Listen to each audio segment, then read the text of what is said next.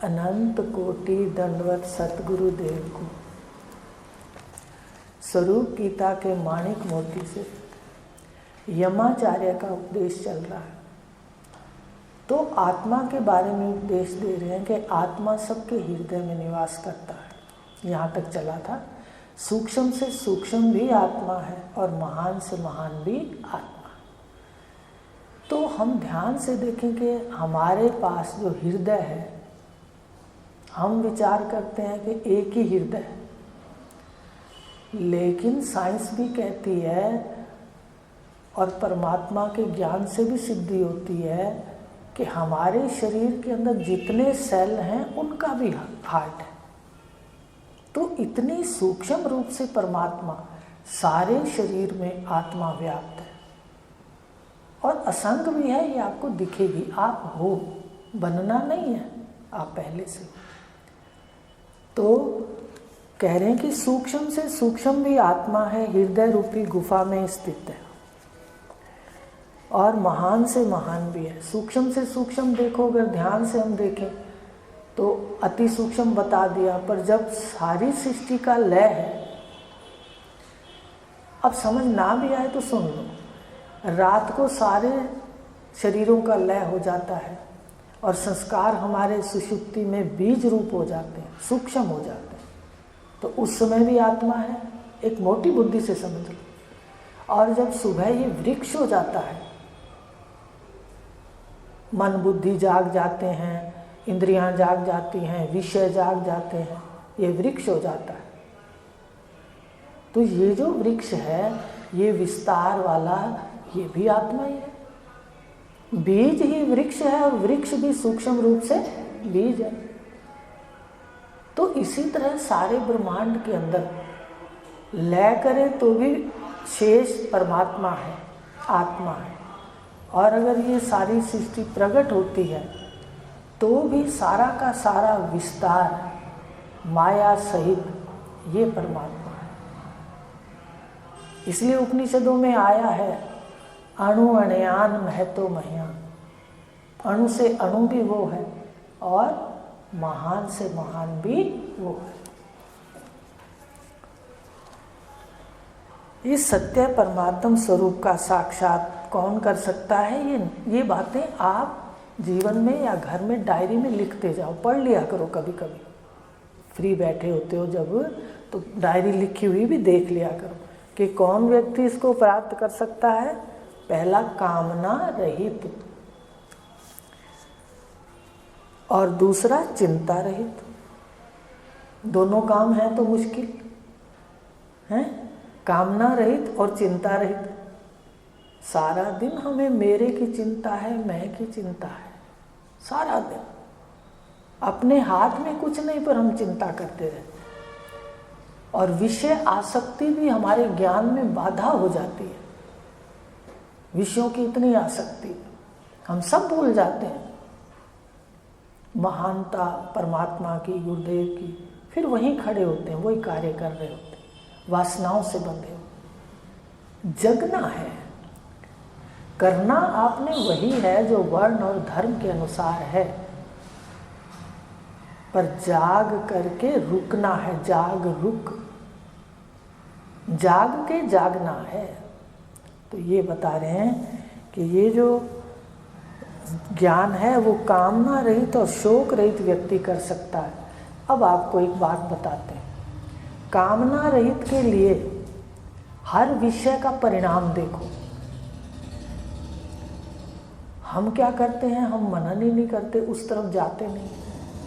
हम हर वस्तु का परिणाम देखें, हर का, शरीर का भी देख लें, अपनी जो विषय वासनाएं भोग करते हैं उनका भी देख लें कि इंद्रियों का क्या हाल होगा। दूसरे को देख के सीख लें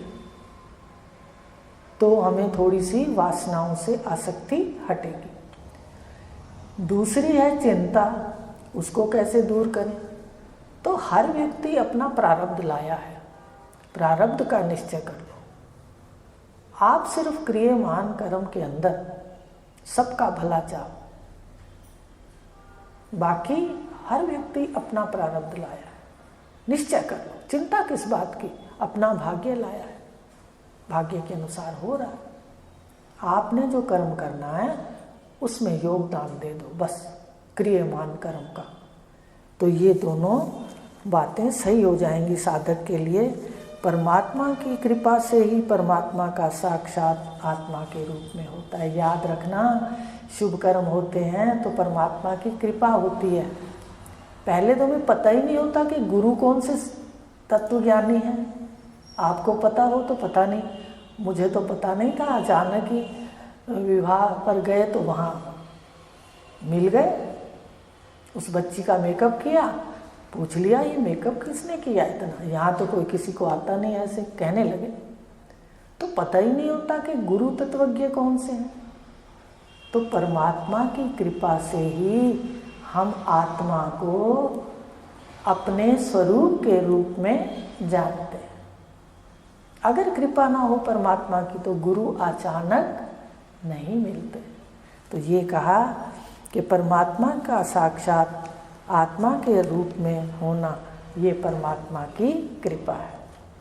देखो, परमात्मा की तो कृपा है, सुनते सभी हैं, पर उनमें से स्टेज सबकी अलग अलग है मन की। जितना समर्पण होगा ना परमात्मा के प्रति कि तू ही करता है, तू ही करता है,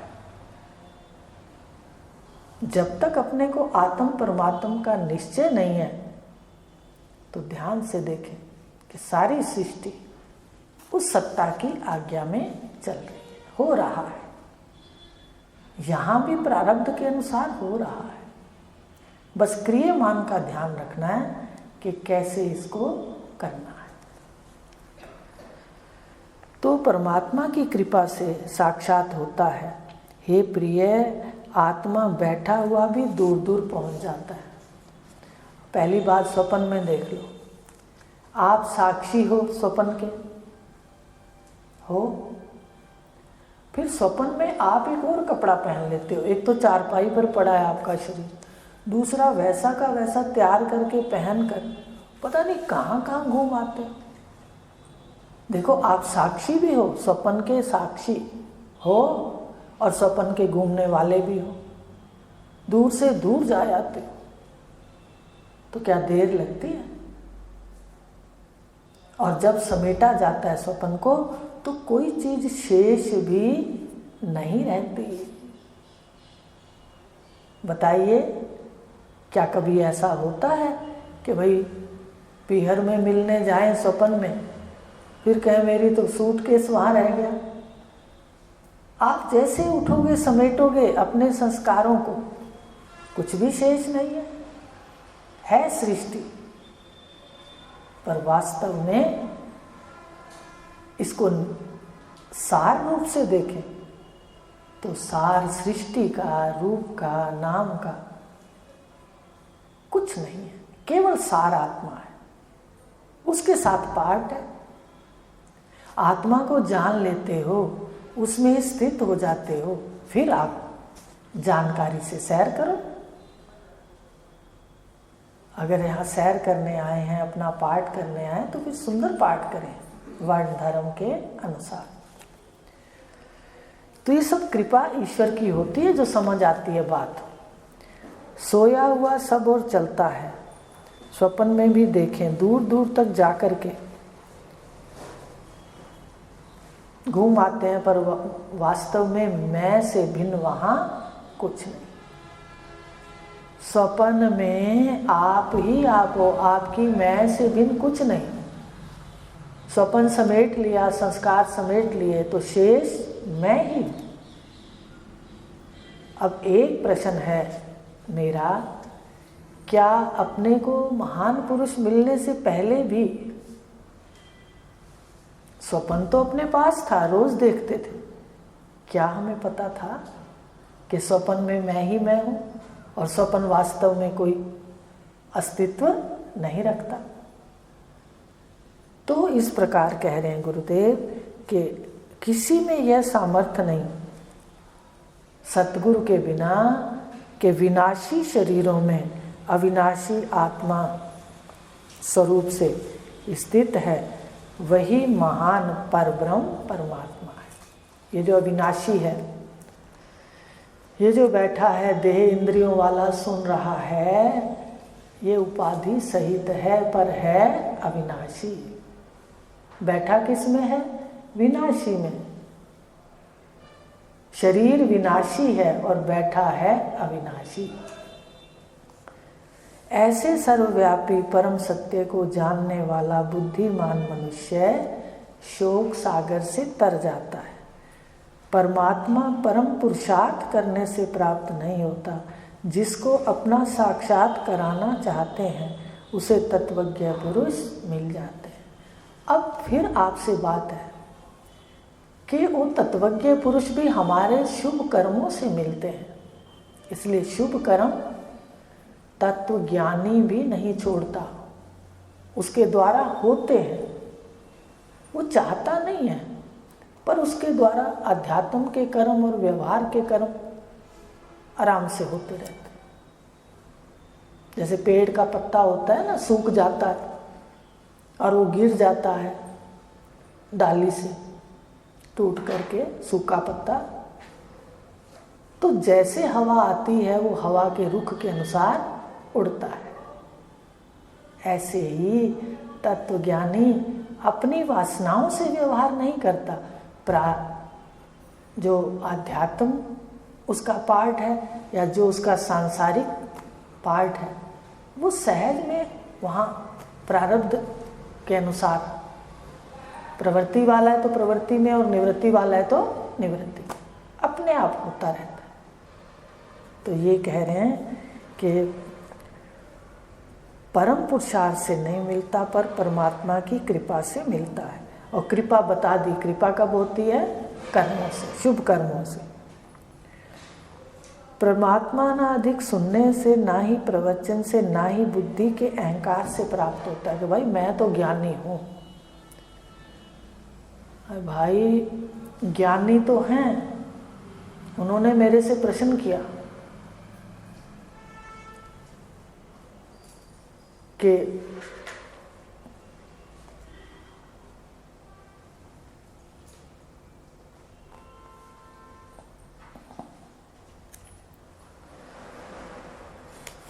जैसे उनको कहा, भी बैठे थे सब तो रात को कहा कि देखो छोटी सी तो बात थी, ऐसे कहा। तो कहने लगे क्या छोटी सी बात का पता था? कहा बिल्कुल नहीं था। इतनी छोटी सी बात है, अगर अब आप गहरा मनन करोगे ना तो ये बात सामने आती है कि मैं ही तो हूँ, अपने आप को नहीं जाना। देखो, और सारा कुछ मेरे सामने घट रहा है, शरीर भी देखो, सबके मर रहे हैं, सब देख रहे हैं। देख रहे हैं क्या? देख रहे हैं सब? नहीं देख रहे। देखते हुए भी अज्ञानी व्यक्ति अंधा है। तो इस प्रकार कह रहे हैं कि ये परमात्मा अहंकार से भी नहीं मिलता कि मैं ज्ञानी हूँ, मुझे ज्ञान आ गया।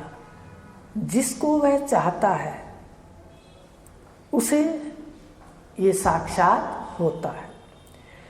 फिर प्रश्न होगा, परमात्मा पक्षपात करता है?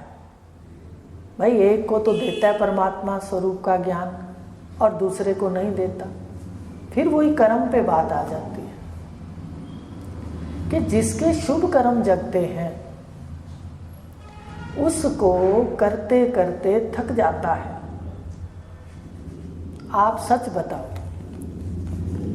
जब सारा दिन काम करते हो, करते करते थक के विश्राम चाहते हो, सारा दिन काम करते रहो पर आप क्या कहोगे? विश्राम चाहता हूँ।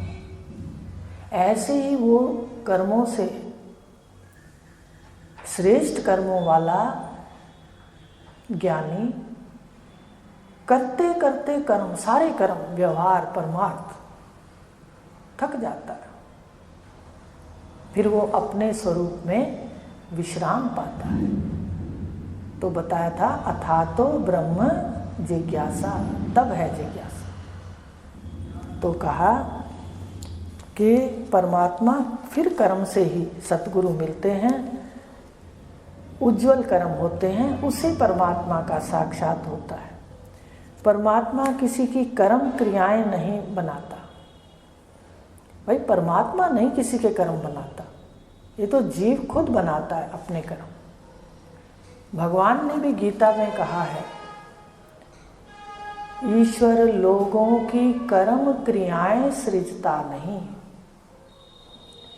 ईश्वर लोगों की कर्म क्रियाएं सृजता नहीं, देवे ना फल का लाभ, स्वभाव गुण ये करें। कर्म सारे स्वभाव से होते हैं, गुण से होते हैं। और कर्म बनते कब हैं अच्छे बुरे? स्वभाव से। बताइए, बनते हैं, हमारे स्वभाव पर निर्भर होता है। इसलिए गुरुदेव ज्ञान देते हैं कि भाई सब संयम हो, वाणी में संयम हो। मन अगर गलत बोल भी रहा है उसको काट दिया जाए, उस संस्कार को सिखाते हैं।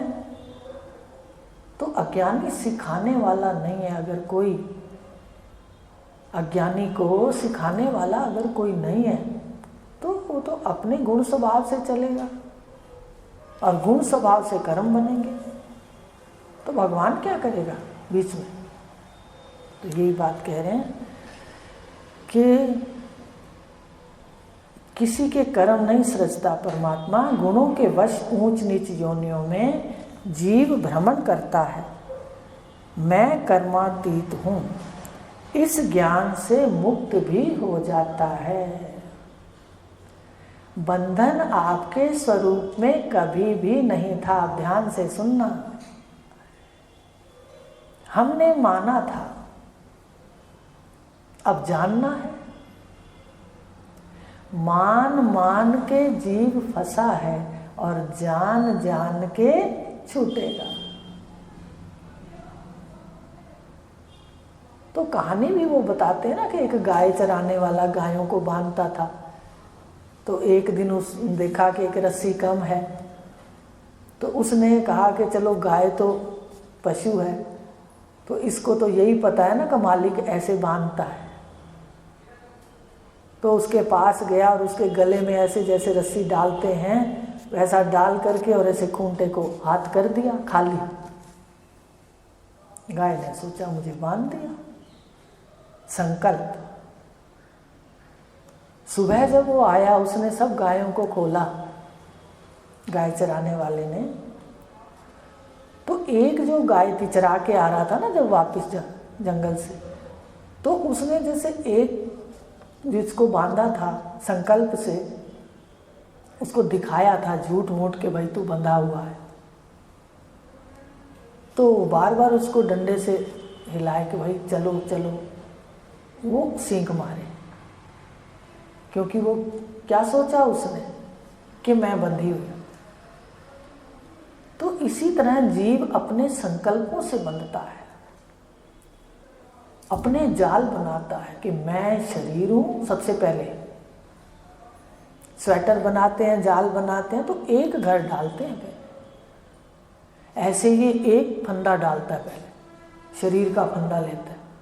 उसके बाद फंदा बुनता जाता है, एक के दो हो जाते हैं, शादी हो गई, ठीक है।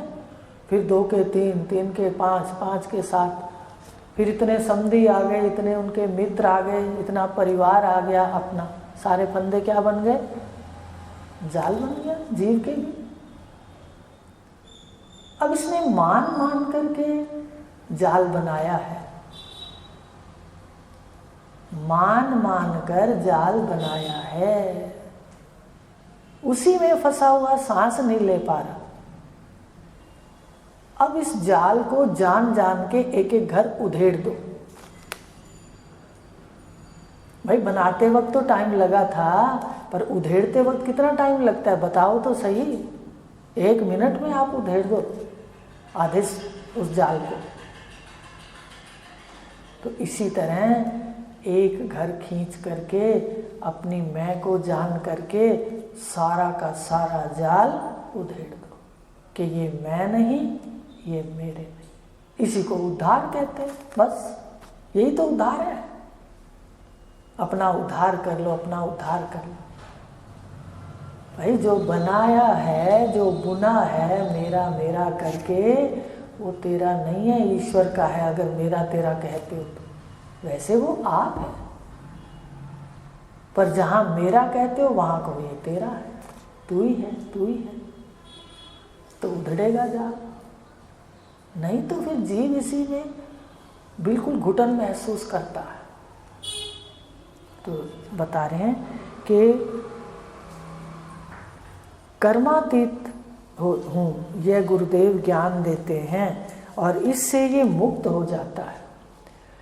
परमात्मा उस पर अहेतु की कृपा नहीं करते जिसके आचरण गलत हैं। अब ये भी ध्यान दे लेना कि ये ज्ञान संयम युक्त पुरुषों को होता है। बाकी अगर आके बैठता है तो वो पहली सीढ़ी अल्प आचरण तक जाता है या दूसरी सीढ़ी तक पहुंच जाता है, वो भी बहुत ऊंचे भाव है, आने से लाभ ही है। पर वो बता रहे हैं कि मुक्त होने की जो बात है वो कैसा आचरण होना चाहिए, मर्यादित होना चाहिए वर्ण धर्म के अनुसार।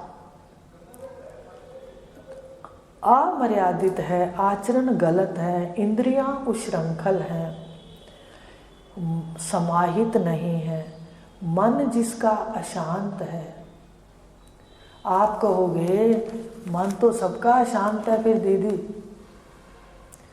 आपको एक ही शांत करने के लिए हल देते हैं। सारी बात की जड़ जो प्रारब्ध चिंता है उसको प्रारब्ध का पाठ पढ़ा दो जो सच है, बस फिर देखना मन कैसे शांत हो जाता है।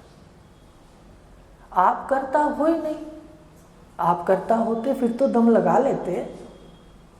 तो ज्ञान लेके अकर्ता अपने आप को जान लो और सामने वाले का सबका अपना अपना प्रारब्ध है, तो मन शांत हो जाएगा। आप करके तो देखो, अनुकूलता तो देखो। संध्या से पहले कहना है कि हम कलयुग में साधना कर रहे हैं, तो मन अशांत को शांत करना है, तो मर्यादा भी पालन करनी है समाज की।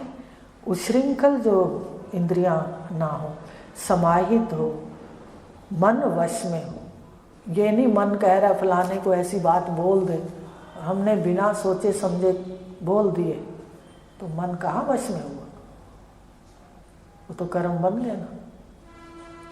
तो ये ध्यान देना है, मन बोलता रहे। देखो कोर्ट के अंदर भी जब कोई वकील, कोई पेशकार है ना, वकील के पास पेशकार आता है, वकील मान लो कोई अर्जी पेश करता है और पेशकार जज को देता है कि भाई ये बात है, ऐसा है, तो वो जो विचार है वो जज की मर्जी है, वो उसको मोहर लगाए या ना लगाए, याद रखना। पेशकार ने अर्जी पेश कर दी, जज की मर्जी है उस पर सही या गलत की मोहर लगाए या ना लगाए, कानून बनने की मोहर लगाए या ना लगाए, जिसके भी हाथ में है कानून बनना। तो इसी प्रकार मन जो है ये बार बार अर्जियां पेश करता है, आप देखा करो। जब तक समाहित नहीं है चित्त, ये बार बार अर्जियां पेश करता है। आप मोहरी मत लगाओ, दृष्टा हो जाओ बस, तो वो कानून नहीं बनता, वो कर्म नहीं बनता, याद रखना। तो कह रहे हैं कि मर्यादित हो आचरण भी और मन भी वश में हो। और अगर ऐसा नहीं है, मन उच्छृंखल है, इंद्रियां उच्छृंखल हैं, अमर्यादाएं हैं, गलत आचरण है, तो परमात्मा की कृपा नहीं होती। ऐसे लोगों के सूक्ष्म बुद्धि से आत्म विचार करने पर भी परमात्मा प्रकट नहीं होता। उधर से तो हम झूठ बोल रहे हैं, उधर से हम मन में छल कपट कर रहे हैं, दूसरों से भी गलत कर रहे हैं, अंदर से भी अपन भावों को नहीं देख रहे, तो बताओ कैसे ज्ञान में निष्ठा आएगी? आ ही नहीं सकती। ये वो बात कह रहे। हमें अपने शुद्ध आचरण मन को और बाहर को एकदम एक में एक करना पड़ेगा। जो अंदर है वही बाहर हो। गुणों की बात अलग है, 17 स्तंभ तीनों के पास है, लेकिन वही आ गई कि सब मर्यादित हो, जहाँ जरूरत है जितनी उतना प्रयोग हो, राग द्वेष से रहित हो। तो कहा कि परमात्मा अगर गुण नहीं है तो प्रकट नहीं होते। ये आत्म विचार करने पर सक्षम ऐसे लोग नहीं होते। ब्राह्मण क्षत्रिय आदि का वह काल है और प्रलय के समय इन्हें अपने में लय कर लेता है। भगवान ने गीता में कहा है ना, कौन से अध्याय में है, शायद 11वें में है, मैं काल हूँ भक्षक विश्व का, 11वें में है। तो मुझे भी लगा भगवान कह रहे मैं तो काल हूँ, सबको ही खा जाता हूँ, है ऐसी बात? कहा सबका भक्षक हूँ।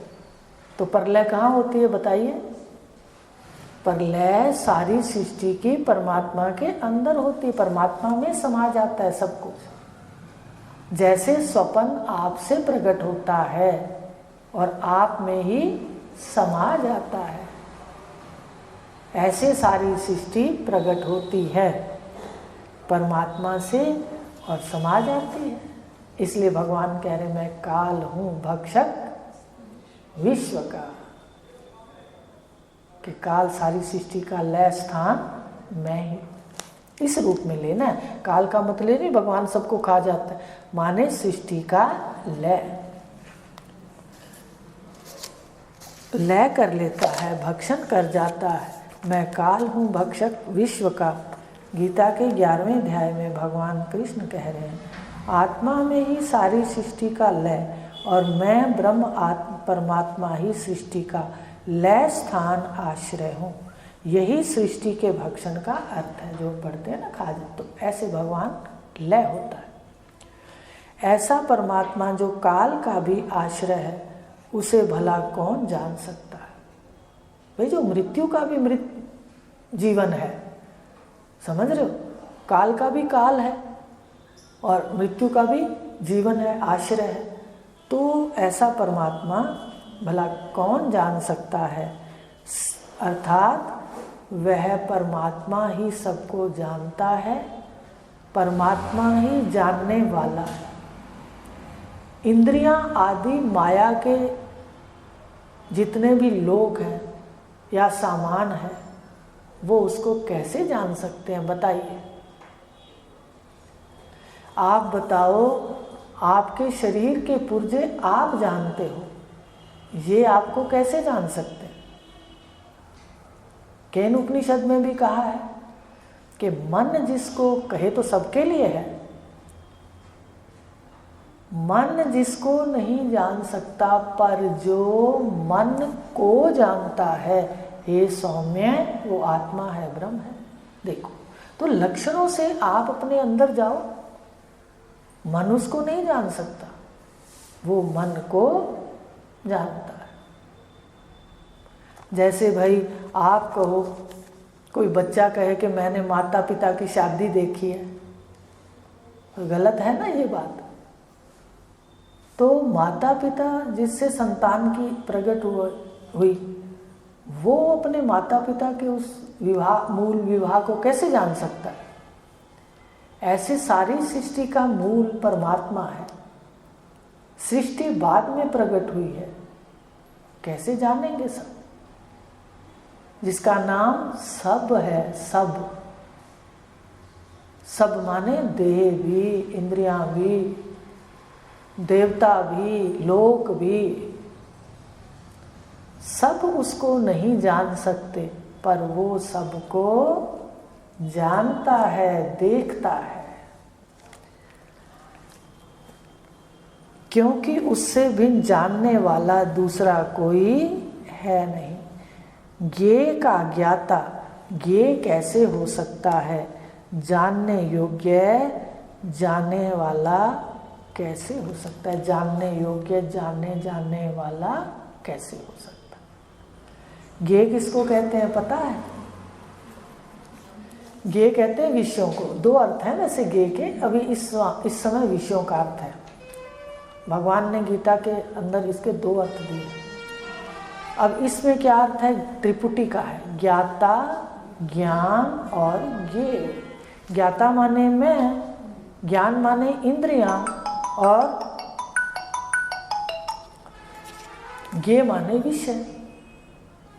तो जो ज्ञाता है वो ज्ञेय को जानता है, विषयों को। आप जानते हो, ये विषय आपको कैसे जान सकते हैं? जान सकते हैं क्या? जो विषय है वो आप जानते हो, आपको विषय नहीं जान सकते, आप विषयों को जानते हो।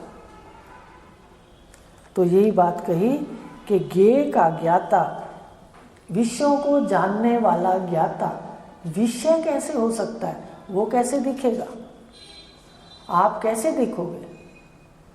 आप हैं, पर आपको कह दिया भी आप अपनी मैं को दिखाओ। एक छोटी सी बात है, क्या आप दिखा सकते हो अपनी मैं को? अब मैं कह दूं चार वाक्य की तरह कि भाई जो नहीं दिखता वो है ही नहीं, आपकी मैं है नहीं। आप कहोगे कमाल है, मैं तो हूँ। मैं कैसे नहीं हूँ? पर मैं हाथ में नहीं दिखा सकती, पर मैं हूँ। तो ये जो ज्ञाता है, ये ज्ञेय माने विषय कैसे हो सकता है? क्योंकि ज्ञाता ही विषयों को जानता है। तो आगे फिर अगली बार लेंगे। यमाचार्य कहते हैं, नचिकेता, शुभ कर्मों से मिले हुए मनुष्य शरीर के बहुत शुभ कर्म होते हैं। कल आपको कर्मों की बात बताएंगे। इतना सुंदर शरीर लेकर के, इतनी सुंदर बुद्धि लेकर आप कहाँ खर्च रहे हो?